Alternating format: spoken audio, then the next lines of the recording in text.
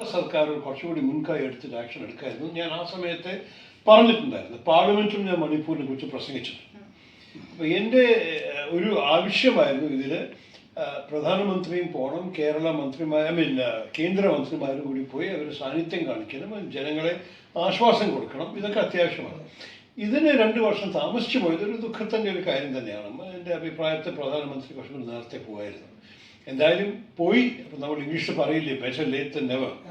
അപ്പോൾ പോയി എന്നൊരു നല്ല കാര്യം തന്നെ. അതോടെ അദ്ദേഹം എല്ലാവരെയും ഒരുമിച്ച് കൊണ്ടുവരാൻ ശ്രമിക്കണം. അദ്ദേഹം വാഹനത്തിലാണ് പോയത്, പ്ലെയിനിലല്ല. അപ്പോൾ ഒരു ഭാഗത്ത് നിന്ന് മറ്റേ ഭാഗത്ത് കാറിൽ പോയിട്ടാണ് അദ്ദേഹം കണ്ടത് 2 കൂട്ടരെയും. അപ്പോൾ എൻ്റെ അഭിപ്രായത്തിൽ അവരെ ഒരുമിച്ച് ഒന്നാക്കാൻ അദ്ദേഹത്തിൻ്റെയും ഒരു കടമയാണ്, ഭാരതത്തിൻ്റെ ഒരു വലിയൊരു ആവശ്യമാണ്. രണ്ടാമത് അമേരിക്ക ഇന്ന് ഇന്ത്യക്ക് മുകളിൽ ഒരുപാട് നികുതിയുടെ ഒരു ചിന്ത നികത്തിയിട്ടുള്ള പ്രശ്നം, അത് ഇന്ത്യ അമേരിക്ക റിലേഷനെ എങ്ങനെ ബാധിക്കും? അല്ല, ഷോർട്ട് ടേമിൽ ബാധിച്ചു കഴിഞ്ഞു. ഒന്നാം കാര്യം അവർ ചെയ്തത്, ഇന്ത്യ ലോകത്തിലെല്ലാം വെച്ച് ഹയസ്റ്റ് ലെവൽ ഓഫ് ടാരിഫ്സാണ്. 50% വേറെ ആർക്കും ഇല്ല. ബ്രസീലിനുണ്ട്. പക്ഷെ ബ്രസീലിൻ്റെ ഒപ്പം അവർക്ക് എന്തോ ഒരു തർക്കമാണ്. ബ്രസീൽ ട്രംപിൻ്റെ സുഹൃത്തും മുൻ രാഷ്ട്രപതിയായിരുന്ന ബോൾസനാരോവിൻ്റെ എതിരെ കേസ് നടത്തുന്നു പറഞ്ഞിട്ട് ബ്രസീലിനെ അതിന് സ്വീകരിക്കാൻ വേണ്ടിയിട്ടാണ് അവർക്ക് ബ്രസീലിന് 50% കൊടുത്തത്. പക്ഷെ വേറെ ആർക്കും ഇങ്ങനൊരു പണിഷ്മെൻ്റ് ഇല്ല. ചൈന കൂടി ഈ കാലത്ത് 30 കൊടുക്കുന്നുണ്ട്. അപ്പോൾ ചൈന അവരുടെ വലിയൊരു എതിരാളിയായിട്ട് കണ്ട ശേഷം കൂടി ചൈനയ്ക്ക് 30, നമ്മൾക്ക് 50 എന്ന് പറഞ്ഞാൽ അത് വലിയൊരു വീഴ്ചയാണ്. നമ്മൾക്ക് ഭാരതത്തിന് ഒരു നഷ്ടം തന്നെയാണ്. നിങ്ങൾക്ക് ഒരു പക്ഷേ അറിയില്ലായിരിക്കും, പക്ഷെ പല മേഖലയിലും ജോലി നഷ്ടപ്പെടാൻ തുടങ്ങിക്കഴിഞ്ഞു. സൂറത്തിൽ 1,35,000 ആൾക്കാരെ പിരിച്ചുവിട്ടു. കാരണം ഈ ജെംസ് ആൻഡ് ജുവലറി ഇൻഡസ്ട്രിയിൽ ഇപ്പോൾ നമ്മൾക്ക് മറ്റേവർക്ക് മത്സരിക്കാൻ സാധിക്കില്ല. തായ്ലാൻഡും വിയറ്റ്നാമും ഒക്കെ അതൊക്കെ അയച്ചു കൊടുക്കുന്നുണ്ട് ജെംസ് ആൻഡ് ജുവലറി. അപ്പോൾ നമ്മുടെ നിന്ന് മേടിക്കാൻ എല്ലാ ഓർഡേഴ്സും ക്യാൻസൽ ആവുന്നുണ്ട്. ഗാർമെൻറ്റ്സ് ആൻഡ് ടെക്സ്റ്റൈൽസ് ഒരേ കഥ. മറീൻ ഫുഡ് എക്സ്പോർട്ട്, ഈ ഷ്രിംപില്ലേ, 60% വിശാഖപട്ടണം ആന്ധ്രയിൽ നിന്നാണ് പോകുന്നത്. അത് അങ്ങനെ അമേരിക്കക്കാർ വേണ്ടെന്ന് പറഞ്ഞു. 80% അവർ കാശ് കൊടുക്കാൻ തയ്യാറില്ല. അവിടെയും ജോലി നഷ്ടം. തിരുപ്പൂർ, കോയമ്പത്തൂരിൻ്റെ അടുത്ത് ഈ കുപ്പായങ്ങളൊക്കെ മാനുഫാക്ചർ സ്ഥലം, അവിടെയും ജോലി നഷ്ടം. അപ്പം നമ്മൾക്ക് നഷ്ടവും വീഴ്ചയും ഉണ്ടായിട്ടുണ്ടെന്ന് നിങ്ങൾക്ക് മനസ്സിലാക്കണം. ആ ദുഃഖം എല്ലാ ഭാരതീയരും അനുഭവിക്കാൻ തുടങ്ങി കഴിഞ്ഞൊരു പ്രോബ്ലമാണ്. ഇതിന് 2 ഭാഗമുണ്ട്. ഒന്ന്, ആദ്യത്തെ 25%. അതന്നെ ഭയങ്കര വലുപ്പമാണ്. കാരണം ബാക്കി നമ്മളോടൊപ്പം മത്സരിക്കുന്ന എല്ലാ രാജ്യങ്ങൾക്കും 15 മുതൽ 20% ഉള്ളൂ.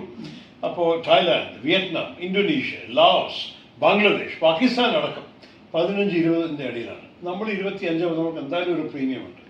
അതിൻ്റെ മേലെ 25 കൂടി വെച്ച ശേഷം ഈ റഷ്യ എണ്ണ മേടിക്കുന്നു എന്ന് പറഞ്ഞിട്ട് 25 കൂടി വെച്ച് അതൊരു ടാരിഫ് അല്ല, അതൊരു സാങ്ഷനാണ്.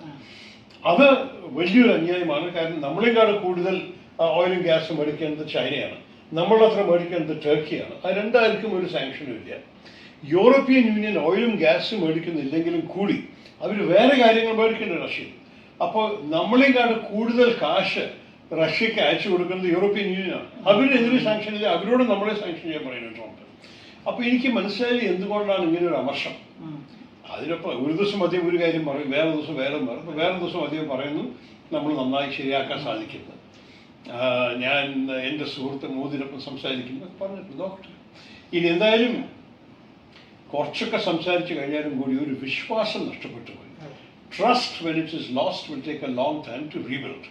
അതാണ് ട്രംപ് ചെയ്തതിൻ്റെ എല്ലാം വെച്ച് വലിയ കുഴപ്പം. ആ ട്രസ്റ്റ്, ആ വിശ്വാസം ചുരുങ്ങിയിട്ടുണ്ടെന്ന് ഒരു സംശയവും വേണ്ട. അതിൻ്റെ ഒപ്പം നമുക്കറിയാം, നമുക്ക് അമേരിക്കനൊപ്പം നമ്മുടെ സൈഡിൽ നിന്ന് ഒരു പ്രശ്നമില്ല. നമുക്കവിടെ 40 ലക്ഷം ഇന്ത്യക്കാരുണ്ട്. ഇന്ത്യയിൽ നിന്ന് ജനിച്ചു വന്നവരോ അല്ലെങ്കിൽ അവരുടെ മക്കൾ അവിടെയുണ്ട്. അവരെല്ലാവരും നമുക്ക് വേണ്ടി സംസാരിക്കാനും നമ്മളുടെ രാജ്യത്തിനെ സ്നേഹിക്കുന്നവരും കൂടിയാണ്.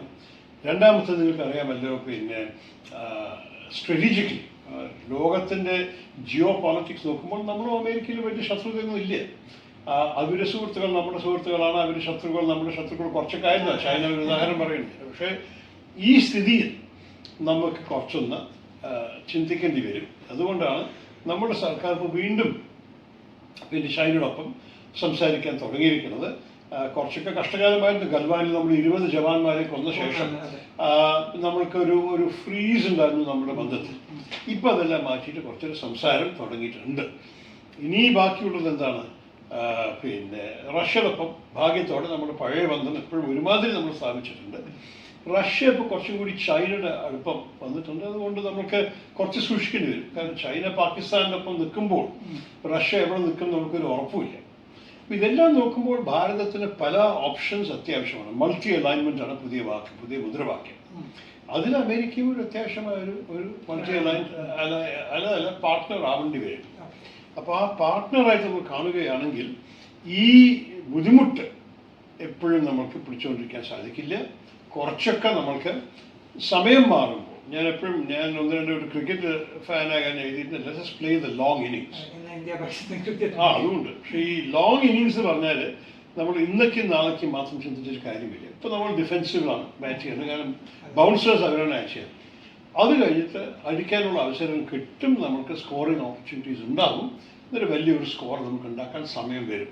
നമ്മൾ കുറച്ച് ക്ഷമയോടെ കുറച്ച് പേഷ്യൻസോടെ ഇരിക്കേണ്ടി വരും. എന്നാലും ഒരു ക്വസ്റ്റ്യനും കൂടെ, സാറ് പ്രധാനമന്ത്രി മോദിയെ പല കാര്യങ്ങളിലും അപ്രീഷിയേറ്റ് ചെയ്തിട്ടുണ്ട്. സെയിം കേരളത്തിൽ വന്ന പിണറായി വിജയന്റെ വികസന നയങ്ങളെ കുറിച്ച് ഞാൻ എപ്പോഴും പറയും, ഞാൻ ആൾക്കാർ നല്ല കാര്യങ്ങൾ ചെയ്യുമ്പോൾ അതിനെ അംഗീകരിക്കാനോ തപ്പുകൊട്ടാൻ തയ്യാറായ മാത്രമേ എൻ്റെ ക്രിറ്റിസിസം ആൾക്കാർ വിശ്വസിക്കൂ. ഇത് ഇപ്പോഴത്തെ സ്ഥിതിയിൽ നമ്മളുടെ പ്രതിപക്ഷത്തിൻ്റെ നിയമമാണ്, മറ്റേവർ എന്ത് ചെയ്താലും നമ്മളെ എതിർക്കുമെന്ന് പറഞ്ഞു കഴിഞ്ഞാൽ എന്തുകൊണ്ടാണ് നമ്മുടെ വാക്കിനെ ജനങ്ങൾ സീരിയസ് എടുക്കേണ്ടത്? രാഷ്ട്രീയ ബന്ധമുള്ളവർ ഒരു പക്ഷേ എടുക്കുമായിരിക്കും.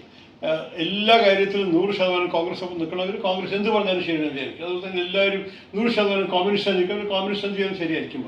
പക്ഷേ നമ്മൾക്ക് അഥവാ ഇലക്ഷൻ ജയിക്കണമെന്നുണ്ടെങ്കിൽ രണ്ട് ഭാഗത്ത് നിൽക്കാത്ത പലവരുമുണ്ട്. ആ എണ്ണം കേരളത്തിലും ഭാരതത്തിലും മൊത്തം കൂടിക്കൂടി വരികയാണ്.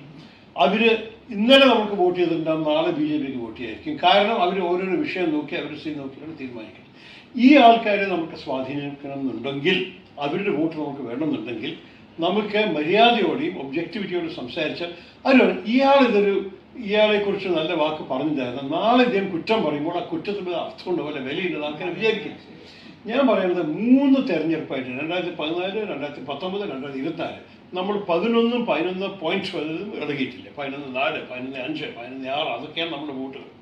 അതിന് 25-26 ആക്കിയിട്ടെങ്കിൽ നമ്മൾ ഭരണത്തിൽ വരാൻ പോകുന്നില്ല. ആ 25-26 എവിടെ വരാൻ പോകണം? അത് ഇടയിലുണ്ടായിരുന്ന 6-7% നമ്മൾക്ക് വേണ്ടി മുമ്പ് വോട്ട് ചെയ്തവരാണ്. അവരെ നമ്മൾ വീണ്ടും നമ്മുടെ സൈഡ് കൊണ്ടുവരുന്നുണ്ടെങ്കിൽ നമ്മൾ കുറച്ചൊരു ഒബ്ജക്റ്റിവിറ്റിയും ന്യൂട്രാലിറ്റിയോട് സംസാരിച്ചാൽ അവർക്ക് നമ്മൾ പറയുന്നതിൽ വിശ്വാസം ഉണ്ടാവുള്ളൂ. ഇയാളെ നമുക്ക് വിശ്വസിക്കാം, ഇയാൾ വെറും എല്ലാറ്റിനും കുറ്റം പറയുന്ന ആളല്ല തോന്നില്ലേ? അതാണ് എൻ്റെയും ആഗ്രഹം, അതാണ് നമ്മുടെ പാർട്ടിക്ക് ചെയ്യേണ്ടതാണ് എൻ്റെ വിശ്വാസം. എൻ്റെ പാർട്ടിയുടെ വിശ്വാസം അതെല്ലാം ഞാൻ സമ്മതിച്ചു. അപ്പോൾ അവർക്ക് പൂർണ്ണ അവകാശമുണ്ട് അവർ സ്റ്റാൻഡ് എടുക്കാൻ. ഞാൻ എപ്പോഴും മറ്റേ വിമർശിച്ചാൽ ആൾക്കാർക്ക് എന്നെ എന്തിനാണ് വിശ്വസിക്കേണ്ടതെന്നാണ് ചോദ്യം.